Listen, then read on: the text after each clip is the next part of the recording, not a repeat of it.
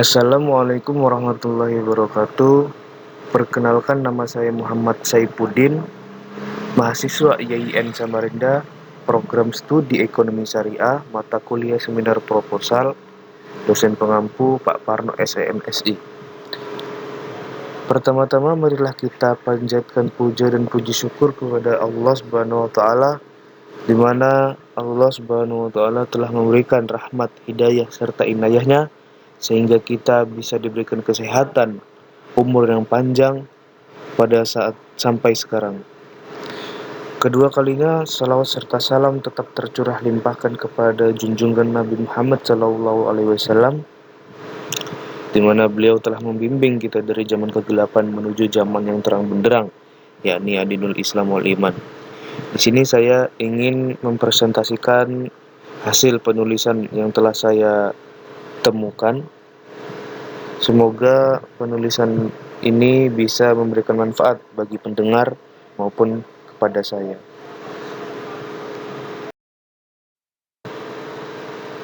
Proposal penelitian, yaitu judul yang saya tulis, berupa penerapan ekonomi syariah dalam pemberdayaan UMKM di Kota Samarinda. Teman-teman pasti di sini ada yang belum tahu apa sih itu UMKM, bagaimana sih penerapannya. Nah, di sini saya akan membahas penerapan ekonomi syariah dalam pemberdayaan UMKM di Kota Samarinda. Selengkapnya bisa disimak dan dicermati dengan baik dan benar. Penjelasan pertama yaitu mengenai pengertian UMKM. Pengertian UMKM di Indonesia, definisi UMKM diatur dalam Undang-Undang Republik Indonesia Nomor 20 Tahun 2008 tentang UMKM. Pasal 1 dari undang-undang tersebut dinyatakan bahwa usaha mikro adalah usaha produktif milik orang atau perorangan atau badan usaha perorangan yang memiliki kriteria usaha mikro sebagaimana diatur dalam undang-undang tersebut. Jadi, usaha kecil adalah usaha ekonomi produktif yang berdiri sendiri, yang dilakukan oleh orang perorangan atau badan usaha yang bukan merupakan anak perusahaan atau bukan anak cabang yang dimiliki, dikuasai atau menjadi bagian baik langsung maupun tidak langsung dari usaha menengah atau usaha besar yang memenuhi kriteria usaha kecil. Sebenarnya kalau kita melihat pedagang kaki lima, pedagang-pedagang di pasar, sebenarnya itu sudah masuk dalam pengertian UMKM. Di sini dijelaskan bahwa usaha kecil, usaha produktif milik orang atau perorangan, ya itu bisa disebut juga pedagang kaki lima, orang-orang yang membuka warung, orang-orang yang berjualan apa saja, itu bisa dikatakan UMKM. Di sini sampai sini teman-teman pasti sudah paham kan? Apa sih itu UMKM? Seperti apa sih orang-orang UMKM? Yaitu tadi menurut saya UMKM seperti orang-orang di pasar, itu pedagang kaki lima dan lain sebagainya. Nah, setelah tadi pengertian UMKM, di sini saya akan menjelaskan apa aja sih jenis-jenis UMKM. Di sini ada beberapa jenis UMKM. Yang pertama, bisnis jasa, bisnis eceran, bisnis distribusi, pertanian, dan bisnis manufaktur. Bisnis jasa. Bisnis jasa, apakah itu bisnis jasa? Bisnis jasa merupakan jenis bisnis yang terbesar dan cepat pertumbuhannya dalam dunia bisnis. Jasa juga membawa keuntungan yang sangat besar bagi usaha kecil yang mampu berinovasi tinggi. Jadi bisnis jasa ini bisnis yang sangat cepat pertumbuhannya di dalam dunia bisnis. Nah, contohnya dari bisnis jasa ini apa aja sih? Contohnya dari bisnis jasa, ada jasa riset pemasaran, bisnis jasa penjahit, jasa pijat bayi,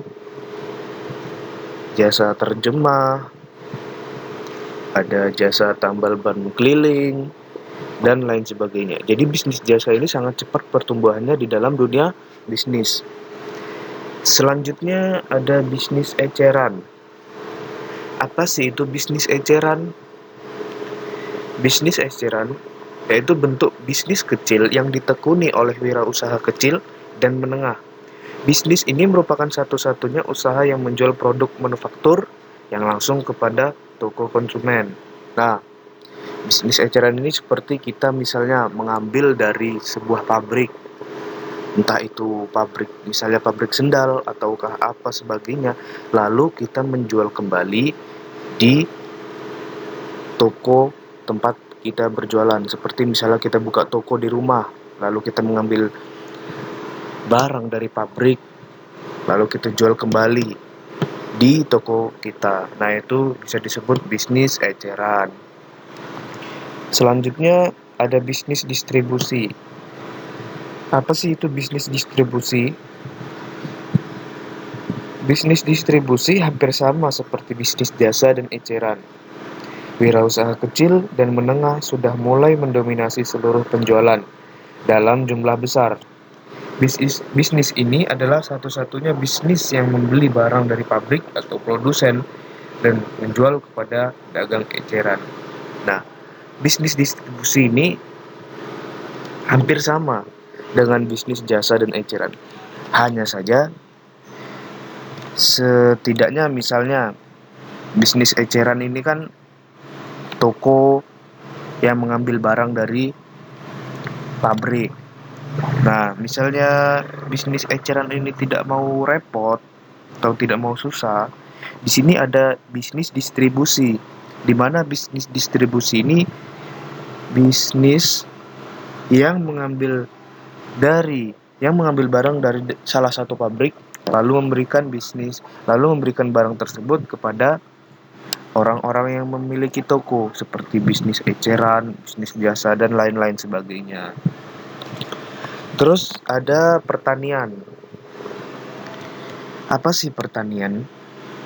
Pertanian merupakan bentuk salah satu kecil bisnis yang tertua. Pada awalnya hasil pertanian digunakan hanya untuk memenuhi kebutuhan sendiri dan keluarga. Namun kelamaan menjadi usaha yang cukup besar karena adanya ketergantungan satu sama lain. Nah, di sini pertama sebenarnya pertanian ini bukan hanya sebagai bisnis. Jadi pertanian ini dulu hanya digunakan untuk memenuhi kebutuhan. Semakin pesat perkembangan, maka oleh pihak pertanian menjadi salah satu untuk mencari nafkah. Ya seperti misalnya orang menanam padi, orang yang menanam jagung, sayur-sayuran, buah-buahan, dan lain sebagainya. Selain untuk memenuhi kebutuhan, para petani juga menjadikan sebagai bisnis yang sangat besar, yaitu dari salah satu pertanian. Selanjutnya yang terakhir bisnis manufaktur. Apa sih bisnis manufaktur? Bisnis manufaktur merupakan suatu bisnis kecil yang memerlukan modal untuk investasi yang cukup besar dibanding 4 jenis usaha lainnya, karena memerlukan tenaga kerja, teknologi, dan bahan mentah untuk mengoperasikannya. Contohnya apa sih bisnis manufaktur? Nah, contohnya dari bisnis manufaktur seperti pabrik, PT-PT, yang dimana memerlukan modal untuk investasi yang cukup besar dibanding 4 usaha lainnya yang tadi, seperti bisnis jasa, eceran, distribusi, dan pertanian. Nah, itulah bedanya dari beberapa bisnis-bisnis yang saya jelaskan tadi.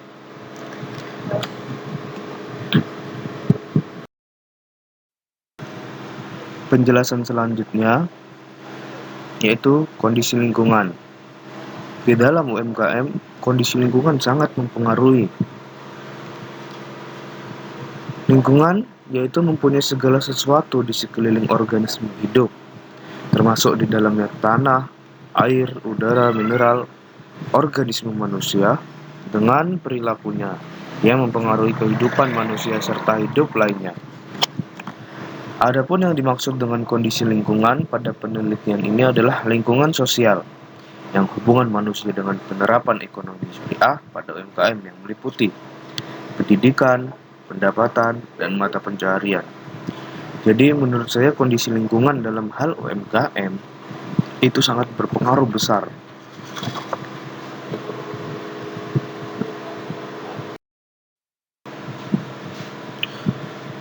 Penjelasan selanjutnya yaitu pekerjaan.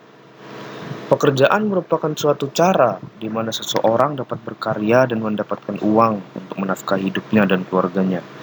Berkah dari suatu pekerjaan tidak hanya berlaku di dunia saja, tetapi juga di akhirat kelak. Oleh karena itu, jangan asal memilih pekerjaan, apalagi hanya karena tergiur dengan gajinya yang besar, namun belum jelas halal tidaknya. Jadi di dalam UMKM pasti kita tidak bisa terlepas dari apa yang namanya pekerjaan.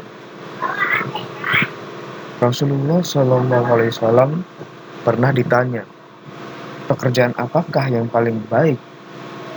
Rasul pun menjawab, pekerjaan seseorang dengan tangannya sendiri dan semua pekerjaan yang baik. Dari hadis riwayat Baihaqi dan Al-Hakim, Sahih riwayat. Jadi penjelasan itu sangat bisa dipahami ya, bahwa pekerjaan kita tidak bisa hanya menguntungkan karena gaji yang besar, tetapi kita harus bisa melihat halal atau tidak apa yang kita cari, ya seperti pekerjaan.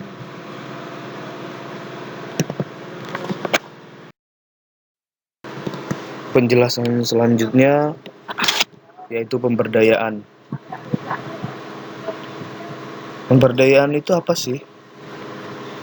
Pemberdayaan menurut bahasa berasal dari kata daya yang berarti tenaga atau kekuatan, proses, cara, perbuatan, memberdayakan.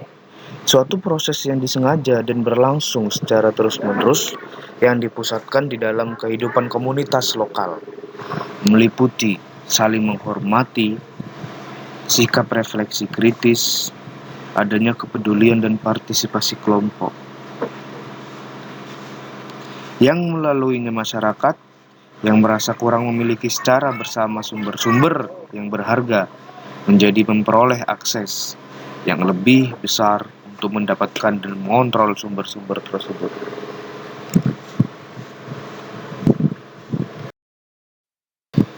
Penjelasan selanjutnya, peran ekonomi syariah untuk pemberdayaan UMKM. Berbicara tentang ekonomi syariah, khususnya di perbankan syariah, pertumbuhan dan perkembangannya terus mengalami kemajuan yang cukup signifikan, baik dari segi pertumbuhan, kelembagaan, pertumbuhan aset, pertumbuhan sumber dana, dan perkembangan lainnya. Di sini ada 3. Pertama, adanya program kemitraan usaha yang belum bankable, linkage, program dengan lembaga keuangan mikro untuk perluasan pembiayaan syariah, model penjaminan, cash collateral, dan instansi, dan peningkatan pembiayaan berdasarkan prinsip bagi hasil. Jadi, sebelumnya dari selain ekonomi syariah, biasanya orang-orang itu menerapkan pembiayaan bukan berdasarkan prinsip bagi hasil, tetapi hanya untuk memenuhi kepentingan pribadi atau tunggal. Nah, karena adanya ekonomi syariah, maka peningkatan pembiayaan berdasarkan prinsip bagi hasil. Jadi sama-sama setengah-setengah, ya sesuai perjanjian akad yang telah dijanjikan di awal. Itu bedanya konven dengan ekonomi syariah. Yang kedua, dari sisi manajemen, UMKM juga masih membutuhkan pendamping, dalam hal ini berperan sebagai pembina untuk meningkatkan capacity building dengan memberikan technical assistance berupa pendampingan manajemen, standarisasi SOP, penggunaan sistem IT, dan pemasaran produk. Tidak adanya pendampingan, usaha akan mengakibatkan pembiayaan yang disalurkan pada UMKM kurang tepat. Jadi, di sisi lain, di sisi manajemen, UMKM sangat membutuhkan pendamping sebagai pembina, seperti pendampingan manajemen, standarisasi SOP, penggunaan sistem IT, dan pemasaran produk. Jika tidak ada pendampingan, usaha akan mengakibatkan pembiayaan yang disalurkan oleh UMKM kurang tepat. Yang kedua, yang ketiga, mengingat bank syariah dan lembaga keuangan lainnya dihadapkan pada kendala popularitas yang masih kurang di kalangan masyarakat, maka cukup penting untuk ditingkatkan popularitasnya kepada para nasabah melalui promosi, advokasi, dan berbagai jalur sosialisasi di berbagai lembaga-lembaga pendidikan, bekerja sama dengan perguruan-perguruan tinggi, ulama, dan ormas Islam. Sebenarnya peran ekonomi syariah dalam UMKM ini sangat baik karena kendala popularitas yang masih kurang di kalangan masyarakat, maka pihak-pihak harus bersosialisasi di berbagai lembaga-lembaga pendidikan, bekerja sama dengan perguruan tinggi, ulama, dan ormas lain, sehingga ekonomi syariah di dalam UMKM ini bisa diterima, bisa diketahui oleh orang-orang banyak, khususnya masyarakat muslim. Itu tadi peran ekonomi syariah untuk pemberdayaan UMKM. Penjelasan selanjutnya, metode penelitian. Dalam metode penelitian ada populasi sampel, teknik pengumpulan data, teknik penelitian. Apa sih populasi sampel? Populasi sampel merupakan objek dan subjek penelitian yang telah disepakati untuk dianalisa dan disimpulkan dari hasil penelitian, yang mana telah memenuhi syarat-syarat dengan masalah yang akan dipecahkan solusinya.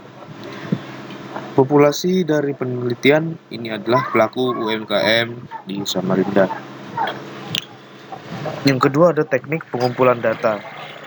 Teknik pengumpulan data merupakan langkah yang paling strategis dalam penelitian, karena tujuan utama dari penelitian mendapatkan data.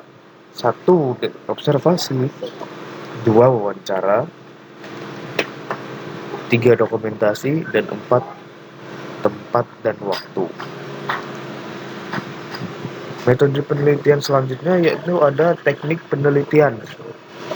Nah, apa sih yang saya pakai teknik penelitian dalam penulisan judul kali ini?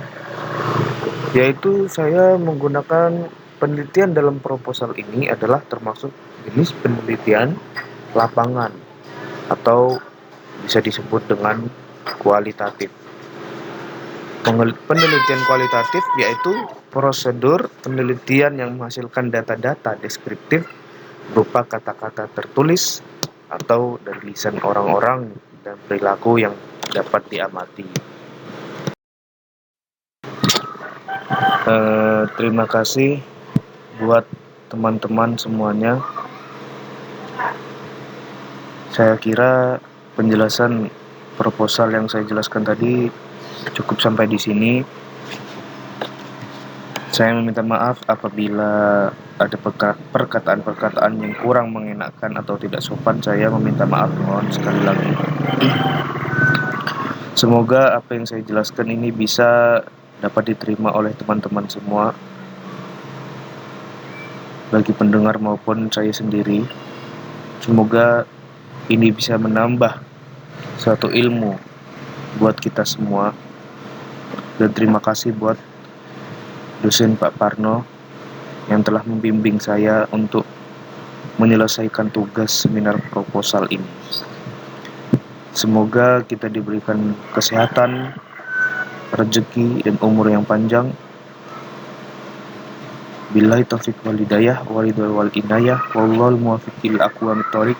Assalamualaikum warahmatullahi wabarakatuh.